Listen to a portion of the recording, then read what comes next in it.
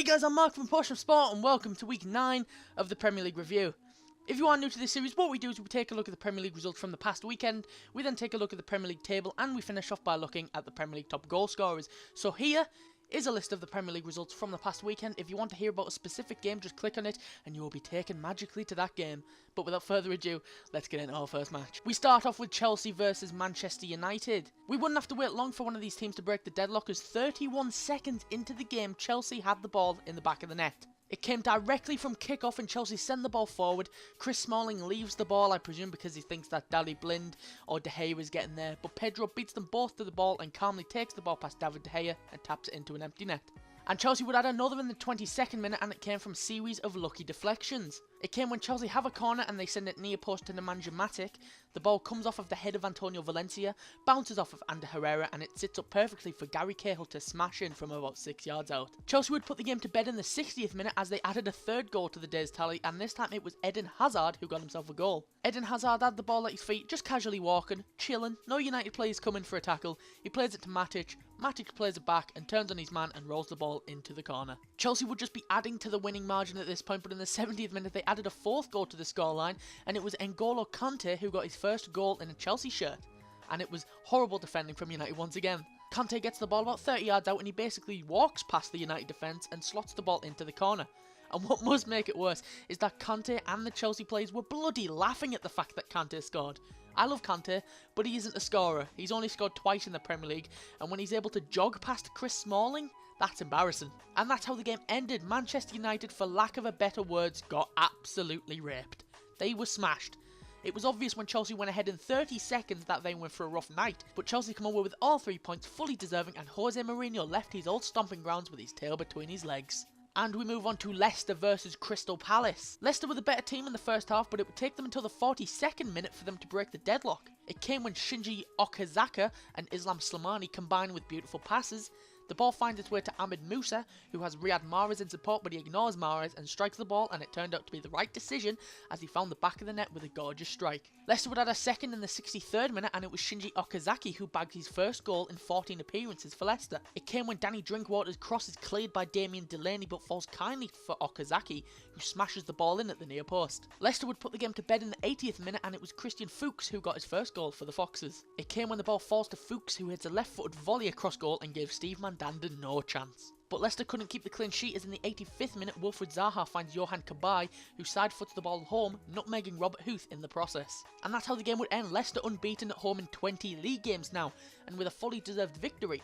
Crystal Palace, after looking like their luck was finally changing, they were outclassed by the reigning Premier League champions. And we move on to Hull versus Stoke. The game was dead in the first quarter of the match, but Stoke player Xherdan Shaqiri livened the game up with a brilliant strike. It came when he has the ball about 25 yards out and unleashes a strike with his left foot, and it finds the top corner of the net, leaving the Hull keeper no chance. And the Swiss international got himself a second goal 5 minutes into the second half, and it came from a free kick. Stoke have a free kick on the edge of the penalty area. Shaqiri steps up, gets the ball over the wall and into the bottom right corner of the net. And that's how the game would end. 2 wins in a row now for Stoke, and after struggling to win for the first 7 weeks of the season, it looks like Stoke are finally deciding to show up.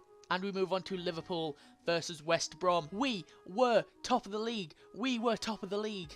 We were top of the league. We were top of the... Liverpool started as they have done almost every game this season, high attacking and not giving West Brom any time to think. And in the 20th minute they broke the deadlock, and it was Liverpool's midfield linking up brilliantly and Sadio Mane who finished it. It came when Felipe Coutinho leaves the ball and sets off Emre Can, who then finds the other Brazilian Roberto Firmino, who crosses it sublimely, and Sadio Mane finishes coolly from about 8 yards out. Liverpool would add a second 15 minutes later, and ho ho ho, he's magic! You know, it's Philippe Coutinho. I haven't heard that yet, so Liverpool fans get that chanting at the next game. Cheers. But back to the goal, and a brilliant solo run from the little magician, who collects the ball from Sadio Mane and decides to go past about 4 West Brom defenders before drilling it low and into the net at the near post. And it was at this point that Liverpool went top of the league on goal difference. Even if it only lasted for about 45 minutes, we were there, and it was good while it lasted. So yeah, if you didn't already guess by that last comment I made, West Brom got to go back in the 81st minute following Loris Karius doing his best Simon Mignolet impression by having a nightmare in goal. He conceded an unnecessary corner, and from that, was where West Brom got their goal. Chris Brunt sticks the ball in and Gareth McCauley juggles the ball with his shoulder and knee before sticking the ball in the back of the net. And that is how the game would end. Liverpool, as always, not making it easy for ourselves, as there was really no need to concede that corner that got West Brom the goal. And I'm sorry, but Loris Karius, you haven't been that good, mate. All opposition players have to do is cross the ball and you panic. Every time West Brom crossed, you came a foot off your line and then went back. Every time. I'm not joking, by the way. Every time. Even after he conceded the corner by doing it, he did the same thing on the corner. But nonetheless, we were top of the league for about 45 minutes and it puts Liverpool on level points with Arsenal and Manchester City. And we move on to Burnley versus Everton. Everton were looking strong in the first 40 minutes and probably should have been ahead, to be fair to them. But in the 39th minute, completely against the run of play, Burnley decided they would get a goal. It came when Scott Arfield charged at the Everton penalty area. He takes a shot that turns out to be fairly timid. Martin Stekelenburg can only palm the ball into the path of Sam Vokes, who puts the ball in the net. And to be honest, Stekelenburg should have done better with that. He can confidently save 2 penalties against Kevin De Bruyne and Aguero last week, but he can't deal with that. Everton would equalise in the 58th minute though, and it was fully deserved, and it was their summer signing Yannick Bolasie who put the ball in the net. It came when Idrissa Gueye won the ball in midfield and he plays it to Romelu Lukaku. It looks like he's looking for Gareth Barry, but before he can get the shot away, Yannick Bolasie comes out of nowhere, steals the ball and drills the ball low into the net. And Yannick Bolasie, you madman. Have you seen Romelu Lukaku? And you decide to steal the ball from him? Your balls must be the size of coconuts. Bloody massive.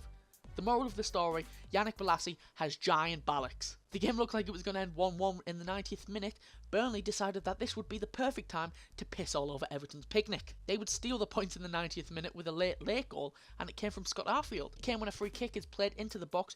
Johan Berg Gudmundsson takes a shot from the edge of the box and it rattles the crossbar, and Scott Arfield is there to pick up the scraps. And that is how the game would finish, Burnley stealing the points and securing their 3rd win of the season, and Everton having a nightmare following their best start to a Premier League season ever. They now find themselves 4 games without a win. And we move on to West Ham versus Sunderland. The game had no action worth talking about in this video, and it looked like it was going to be a 0-0 draw. But in the 94th minute, West Ham defender Winston Reid wins it for the Irons. It came when the ball drops to the edge of the box from a corner. Reid gets the ball, does a lovely little turn, and smashes the ball into the bottom corner. And that's how the game would end, West Ham stealing all 3 points with the last kick of the game. West Ham looking like they are getting themselves back on track bit by bit, and Sunderland fans, I'm sorry to say, but you are 100% getting relegated this season. Unless you buy someone surprising in January, you're not staying up. And we move on to Manchester City versus Southampton. The game was pretty boring in the first 25 minutes until we got ourselves a goal, but the side that scored wasn't the one that many people thought it would be, as it was Southampton who took the lead. 27th minutes into the game, and it was the £50 million Manchester City signing who gifted the goal to the Saints. It came when John Stones passed the ball back to no one. Nathan Redmond latches onto the mistake before rounding Claudio Bravo and putting the ball into an empty net. £50 million, my arse. But worry not, because 5 minutes later, John Stones scored to redeem himself. Wait, what? Sorry, someone's telling... He didn't redeem himself? The goal was offside. Gotcha. Yeah, John Stones had the ball in the net in the 33rd minute, but as he was running off in celebration, the flag stays up and the goal was ruled out for offside. But to be fair to him, looking at the replays, he wasn't offside. And looking at the stats, Southampton deserved to be ahead going into the second half, as Manchester City failed to register a single shot on target in the first half. The first time that this has happened whilst Pep Guardiola has managed them. But in the 55th minute, Manchester City would break the Southampton defence and equalise. And it was their super sub Kelechi Iheanacho who got the goal. It came when Fernandinho found Leroy Sane with a superb long ball, and Sane proceeds to square the ball in the middle, and Iheanacho is in the perfect place to sweep home the cutback. And that is how the game would end, Southampton taking a point away from the Etihad Stadium, and they'll be happy with that. Manchester City, however, not so much. Reports come out that the Manchester City players were still locked in the dressing room almost an hour after the final whistle. God knows what Guardiola was saying to them, but I can guarantee it probably wasn't PG. And I'm sorry to say this, City fans, but with all the hype around Pep coming in, how much are you disappointed? Yeah, you're top of the league this weekend, and you've been playing great football, and you haven't won in 5 matches. This is the first time that this has happened to Pep in about 6 years. It looks like the shine has worn off the apple. The only reason why Pep was regarded as one of the best, because he was managing the best players in the world. Messi, Suarez, Neymar, and if you aren't winning title after title with them in your team, then you suck. But let's not take anything away from Southampton. They silenced City in the first half, and on a different day, should have came away with all 3 points. And we move on to Arsenal versus Middlesbrough. Arsenal and Middlesbrough played out a ball draw this Saturday, but in all fairness, Arsenal deserved all 3 points. 75% possession and more shots on target, but Middlesbrough did have more shots in general. Arsenal fans did think that they won it in the 93rd minute when Theo Walcott's shot is deflected off of Mesut Ozil and the ball's in the back of the net. However, the German is offside and the goal is rightfully ruled against. Arsenal fans will look at this game as 2 points dropped, as they really should be winning the game by a comfortable margin. Even I'll admit that, as a Borough lad, they have a place in my heart. I love them, but they should have been demolished by Arsenal. But a valuable point for Middlesbrough as they put an end to Arsenal's 7-game winning streak. And we move on to Swansea versus Watford. And yet another 0-0 draw this week. A quick thanks to the Premier League for giving me 3 0-0 draws, so I don't have to do as much work. Cheers. But anyway, back to the match.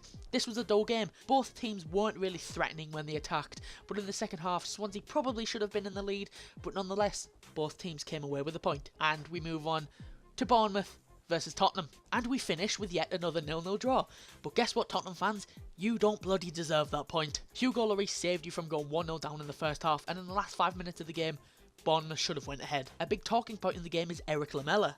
The Argentine player should have been sent off in the first 30 minutes of the game with 2 bad tackles. If you can, look at Lamela's face for the second foul. He knows that he should have been sent off. And Moussa Sissoko should have been sent off as well after he elbowed Harry Arter square in the face. But Tottenham are still the only unbeaten team left in the league, but you're 5th, and Bournemouth continue their steady form this season. So that's all the fixture I've got for you this week. Before I go, let's have a look at the Premier League table and top goal scorers. First, let's go at the Premier League table. So starting with the top 5, as you can see, this is shaping up to be one of the tightest Premier League seasons ever, with the top 3 teams all on 20 points and only being separated by 1 goal difference, and the top 5 teams only being separated by a point. Manchester City are top of those 5, despite drawing with Southampton this week. Arsenal are second, also on 20 points, but are behind on goal difference. Liverpool were only one of 2 teams in the top 5 to win this week, and that put them level on points, but separated by goal difference. Chelsea are 4th following their demolition of Manchester United this week, and Tottenham make up the top 5 following their draw, and despite being the only team left to be beaten, you're still below Arsenal, and what's worse, you're below Liverpool. Moving on to the bottom 5, and as you can see, Sunderland are on the fast track to being relegated as they are still yet to win this season. Swansea dropped to 19th following this week's draw with Watford. Hull at 18th with yet another loss this week. Middlesbrough are hovering above the relegation zone and would have been in the bottom 3 if it wasn't for the point they got against Arsenal. And Stoke are out of the bottom 3 for the first time this season following their 2 wins in a row. So let's move on to the Premier League top goal scorers. As you can see, Diego Costa is still top despite not scoring this week. Romelu Lukaku is second even though he didn't score this week. Theo Walcott continues his good run of form and gets himself into the top 5 with 5 goals and 2 assists, and Sergio Aguero and Mikel Antonio make up the top 5 as always because they haven't scored for bloody ages, but they're still here. So that's all I've got for you this week. If you enjoyed it, be sure to leave a like and subscribe. I'll be back next week for week 10 of the Premier League review. We are moving into double figures, lads. But during December, I have no idea how I'm going to do this, because there were games on Tuesdays and Wednesdays, so I'm going to start changing it to game weeks now, so I expect a lot more of these during Christmas and the New Year, but that's not for 2 months. But anyway, I've rambled a little bit. If you want to follow me on Twitter or subscribe to my personal YouTube channel, the links to both are in the description down below. As always, I've been Mark from A Portion of Sport, and I'll catch you later.